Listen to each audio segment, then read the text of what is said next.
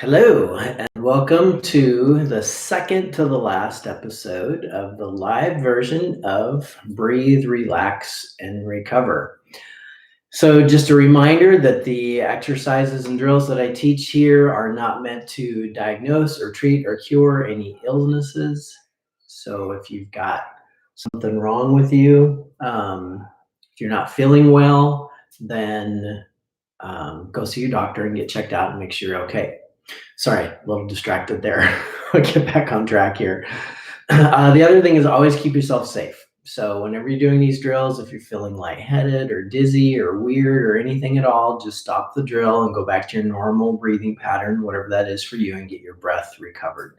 So often I suggest that you do these drills either seated or laying down. And that's not only to keep you safe, but also remember that sometimes, depending on what position you're in, the drill might be good for you or it might be bad for you, right? So I was talking, actually, my mom said, hey, you can tell everybody that she said for my mom, she said, for me, all these drills are better if I'm laying down rather than being seated or standing.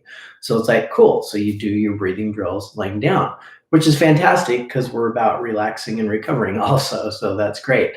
Now I'm doing them standing up here just to demonstrate them, but that doesn't mean you have to do them that way. One of the things that can happen when we get into doing breathing drills is we see somebody do them one way and we think that's the only way to do a breathing drill. So there's some really interesting things you can do with these breathing drills where you can get yourself into some weird positions and see if can you still breathe, right? Because life can happen, right? You can end up in some weird position and can I still breathe? Now I always tell you in the beginning to, like, if you're seated, not to slump so that you can get air into your lungs. But maybe that's something you try sometime. You're seated and you're kind of slumped down a little bit, and can you still get air into different areas of your lungs? So just because we're standing or seated or laying down doesn't mean that's where you always have to do them, right? So I was talking the other day about I was on a bike ride and I was doing breathing drills while I was riding. You can do them while you're walking. You can do them anytime, really. Important to keep yourself safe. So I wouldn't want you to be doing a breathing drill in your car while you're driving and then you pass out and crash. That would not be good. So that's not what I'm talking about. Okay. Again, always keep yourself safe first. But as you get more used to these, then you can experiment with being in a safe place, but yet getting into some kind of weird compromised position. And can I still breathe there? If you play sports, this is really super important. So you want to think of your sports specific positions, get yourself into those, and can you still breathe?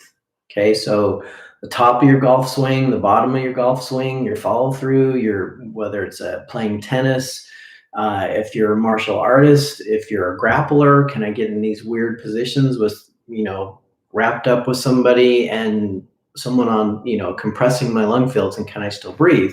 Because if you get some kind of arm bar or something like that, you got to still be able to keep breathing, right? So whatever your sports specific position is, I can tell you a funny story about that for myself, and then we'll get into breathing. When I snowboard and I get into some really intense part of going down the mountain, I will realize that I hold my breath and I quit breathing, and pretty soon I'm out of breath, and it happens within just a few seconds. I'm like, man, why am I so winded? And I realize I'm holding my breath. So I have to remind myself when I'm going down the mountain, breathe as we're going down the mountain. So things like that, it's important if you get into sport, then to find a sport specific position, make sure you can still breathe. Now, I also say everyone's an athlete and everything is a skill. So I don't care if you don't play sports, if you're a mom athlete, if you're a keyboard athlete, if you're whatever you do in life, you're using your body to get through your day and through life. And so can you, in your sport, whatever that is, and again, I'm not talking about like a literal sport, just doing something that you do with your body to get through your day and be successful with your day. Can you get into those positions and keep breathing? Okay. So other things I always talk about is tongue in the spot. So that's an E, make an E sound. E, hold that E, turn it into an N. E, and that's where your tongue should be. So it's up and high and back. And if that will force you to breathe through your nose, which is mostly what I want. Now, if we're doing a drill like the pursed lips breathing drill, where you're breathing out through your mouth like that, you have to drop your tongue just enough to breathe. Exhale. And if your nose is stuffed up, then of course you'll need to do that too. All right. And then belly breathing, we want to breathe down and low. And again, it's not just belly breathing. I say belly breathing kind of as a loose term, but it's 3-dimensional breathing. It's your diaphragm pushing down and out. And so it's pushing your guts down and out, giving them a nice massage. And that's proper breathing technique to get more volume of air into your lower lung fields. Because if you're just breathing up here high, you're not getting a lot of air. And you have a higher propensity to be a mild chronic hyperventilator, right? Which offsets your pH level in your blood, and it does all kinds of things that aren't optimum health. I'll put it that way. Okay, so to check that, hand on your belly, kind of over your belly button, hand on your upper chest. I'm gonna stand on my tippy toes so you can see this hand, and then you breathe and you look to see which hand's moving. So is my lower hand moving like this when I breathe? In, out, or is my upper hand moving like this?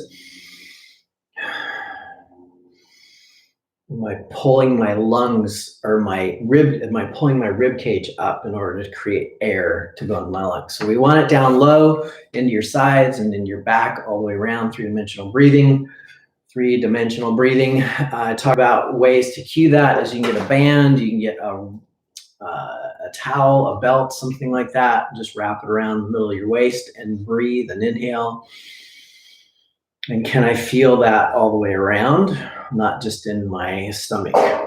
The other thing you can do is take your thumbs, stick them in your sides. Got my camera a little bit off today. Bring your fingers so they just touch here, and then your hands are against your belly, and then inhale. And your fingers should come apart. Exhale. They'll come back together, and that can cue you to do this belly breathing. You can lay on your back, put your hands across your stomach, feel your hands moving, a small book, your cat, something like that, just something comfortable to move, okay? I think that's it. So let's go ahead and get into some breathing. Now we're gonna do an assessment first. I always almost forget that. So assess something, whether that's a self-assessment, just a body scan. How do I feel right now? Do I have tension? Do I have pain anywhere? If so, where is it? And what, on a scale of 1 to 10, how much is it? Or you could check some kind of range of motion. So a lot of times I check my neck range of motion here to see how that is. You can check internal rotation with either left arm or right arm. I don't care. You just go 90-90. And you internally rotate and see where that stops without cheating and hiking your shoulder up, okay? We'll do the drill. You reassess. Are you better or are you worse? If you're better, cool, that's a good drill for you. If you're worse, that's not a good drill for you, and we want to do another one. If there's no change, then that means we didn't dose. There wasn't enough of a dose, too small of a dose. So we didn't do a long enough count, or we didn't do enough breaths, or maybe your position, if you're seated, then try laying down, see if that makes it better. Okay, so there's these variables we can change, but we can dial it in to find a drill that's great for you to make you relax and recover. Okay, so I'm gonna start out doing the short in and the long out. And I'm gonna count 6, 2 and 6 for this. Now, if you know already that that isn't a good drill for you, then you just reverse it and you do the long in and the short out. You can still do the 2 and 6, or you can just count on your own and turn down the volume and ignore me. You can do that too, okay? All right. So check your assessment, see where you're at. Since I'm doing it this way, I can actually do the drill because I'll be talking as I exhale. So for me, either you're gonna breathe in, or for me, I'm gonna breathe out and then inhale for 1, 2. And exhale, 6, 5, 4, 3, 2, 1. In, out, 6, 5, 4, 3, 2, 1. In, out, 6, 5, 4, 3, 2, 1. In, out, 6, 5, 4, 3, 2, 1. In, out, 6, 5, 4, 3, 2, 1. In, out, 6, 5, 4, 3, 2, 1. One more time. In, out, 6, 5, 4, 3, 2, 1. Breathe normal, reassess. Yeah, didn't really change much for me. Maybe a tiny bit more range of motion, but that didn't change much for me today. How about you? Did that make you better or worse? Okay. Now we'll reverse it in case that didn't, and we'll do the other way. So we'll go the long in and the short out. Okay, so do your assessment, and I'm going to do 2 and 6 again. Now you can do 3 and 6, you can do 1 and 4, you do 2 and 10, right? Whatever your lung capacity is that you can do. Okay, I usually keep it around 4 or 6 because most of us are in that range somewhere. Okay, so we're gonna blow all the air out. Inhale, 4, 6, 5, 4, 3, 2, 1, and exhale. Just let it out. Breathe in, 6, 5, 4, 3, 2, 1. Let it out.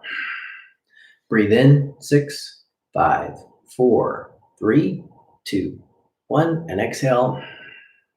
Breathe in, 6, 5, 4, 3, 2, 1. Exhale, let it out. Breathe in, 6, 5, 4, 3, 2, 1. Exhale one more time. Breathe in, 6, 5, 4, 3, 2, 1, and let it out. Breathe normal, reassess. That make you better or worse. Now, I know I pretty much do the same thing every one of these episodes. And that's because these are just the kind of the simplest version to do to get through, and they're easy to count. I would like to see you build up to maybe being able to do 30 reps of these, either way, nonstop. For me, when I try that, most of the time I fall asleep before I get to number 30, at least if it's at night and I'm laying in bed, okay? So these are nice, relaxing breathing drills. Okay, I'm going to diverge just a little bit, and I'm going to talk about, I did get a couple questions. I sent out an email and said, if you have any questions, let me know, and I can address them on the video here. So I'm going to take a minute and address those. So one of those is the sniff puff. So the sniff puff breathing drill, which I haven't done in a few times, is kind of an interesting drill. When you get fast at it and you can do it quickly, it's a great recovery drill to recover from when you're gassed, as they say, or when you've run out of air, or you're gasping for breath because you've exercised really hard. So you're running sprints, or you're running really hard, or skiing and holding your breath, or snowboarding and holding your breath. I used these when we were training for the Grand Canyon and going up the steep hill and getting out of breath. You can use the sniff puff to recover your breath while you're still moving. And it's a really interesting experience. So you start this with a slow, fairly rhythmic sniff puff. So like what I usually teach this is just you're inhaling and exhaling. You're taking little sips, okay? And we're going fairly slow at the beginning. So go ahead and do it with me. I'm going to inhale and I'm going to exhale, and hopefully you can hear it.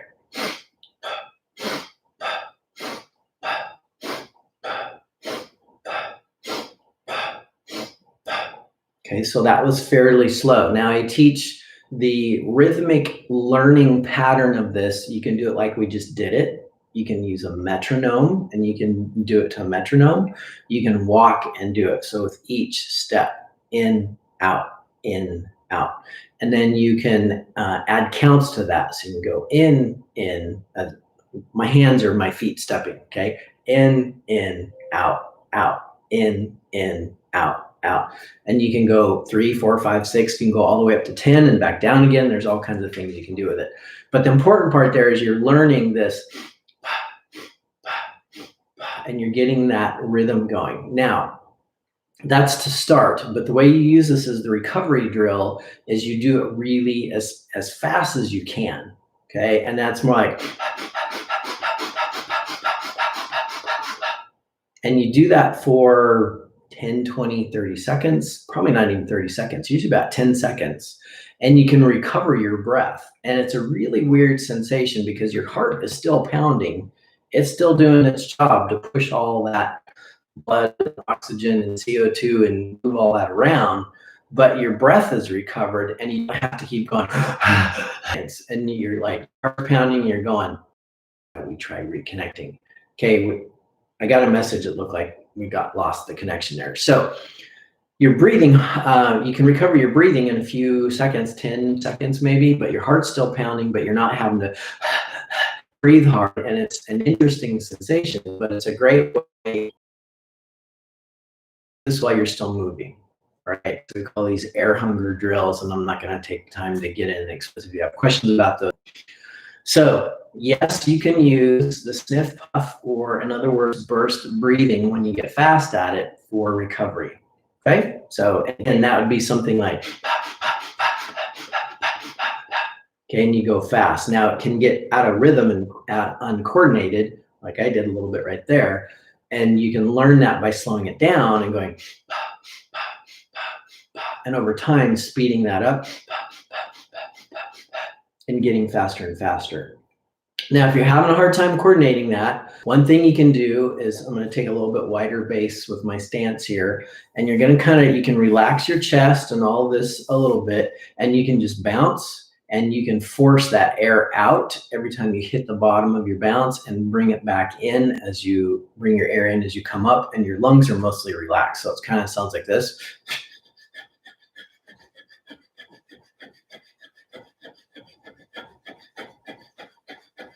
So every time I'm going down, I'm stopping, kind of doing a hard stop, and it pushes the air out of my lungs. When I come up, I'm kind of opening my rib cage a little bit, and air goes in, and I'm just have my mouth and nose open, and I'm relaxed. And you can hear that drop my pitch in my voice just a little bit. So that's a good drill. I need to do some more of those. So there's kind of this high version where you're up here going, right? And then there's this lower version where you just relax, and it's more in the middle of your chest, and you're, okay, so those are different scenarios you can use those for. But in the beginning, take it slow, sniff, puff, and over time, as you can get that faster and faster, you can turn that into burst breathing and use that for recovering. Cool? Okay. The other question I got was, I sent out this breathing cheat sheet, and it's probably backwards for you by the time you see it here. And it has listed on here the type of the breathing drills and what they do. And someone asked me, hey, Kyle, what brain parts do these hit? Okay, so I answered that question, and I didn't send this to everybody because not all of us want to geek out on brain parts. But when you breathe, it's controlled by your brainstem. Your brainstem has three parts to it: an upper part, a middle, and a lower. It's called the mesencephalon.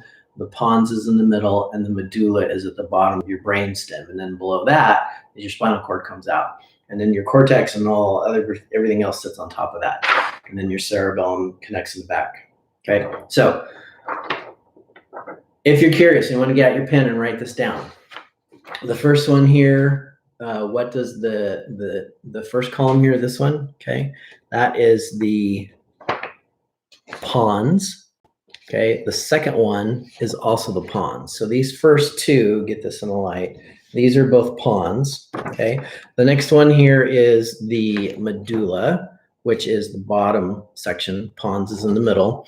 The next one is the mesencephalon, which is the upper part of your brainstem. That's the top part. And then we go back to the medulla again for this next one here. Okay, bag breathing and rhythmic breathing. That's kind of a mixed bag, and it depends on what you're concentrating. What are you concentrating on? Inhale, the exhale, how are you doing it? So that's not a direct answer on those. Okay, so we're almost out of time. If you want this sheet with the pons and medulla and mesencephalon on it, send me an email and I'll send it to you. Okay, Kyle@coachkyle.com. Okay, let's just take a minute here, and I'm almost out of time, but I'm just going to do some more of the breathing with the, I'm actually going to do that bouncing because that was good for me and I can use that. So the way you do this is you just kind of relax as best you can while you're standing, and you could do the seated too, and you just kind of start bouncing. And you relax your lungs.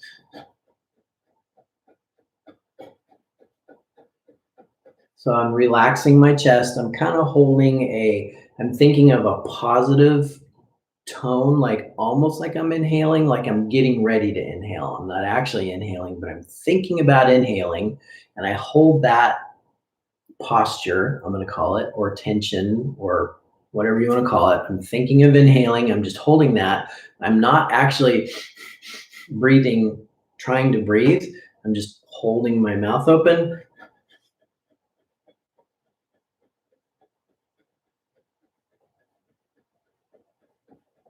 And I'm allowing the air just to come in and out. Now, again, that dropped my voice, so that's a good drill for me. Now, you don't want to do that too long because you can start hyperventilating because it's these short little breaths, but it's a nice little recovery and just something you can do for something different. Okay. So thanks for joining me for the second to the last live episode of Breathe, Relax, Recover. I have one more on Thursday. If you have any questions, at kyle.com in the comments down below. And Fern says, thank you, good night, thank you, and we'll see you guys Thursday. Bye.